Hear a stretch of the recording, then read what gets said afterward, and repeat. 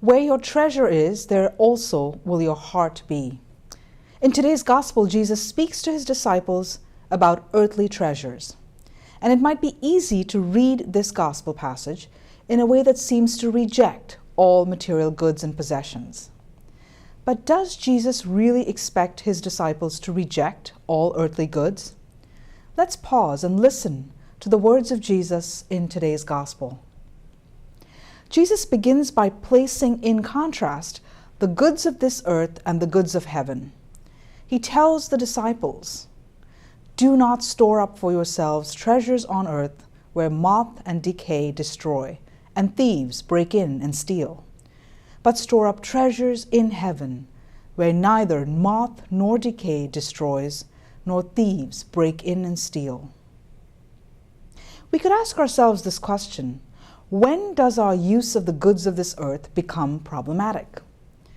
It is when we get attached to them, when we start to place our trust in them, that we lose sight of their real purpose. When we start to become envious of others' possessions, or become greedy for excessive amounts of material things, then we go down the slippery slope of materialism. All the earthly possessions we have are meant to serve our physical needs, not to control our desires and our lives. If acquiring material possessions dominates our relationships and our lives, then the words of Jesus can speak to us today. Jesus invites us to place all the material goods and possessions we have within the larger context of the things of heaven.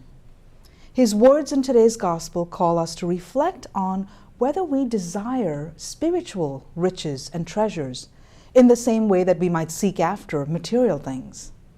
Do we yearn for God's love, mercy, His grace, and forgiveness in the same way that we desire the latest material thing or possession?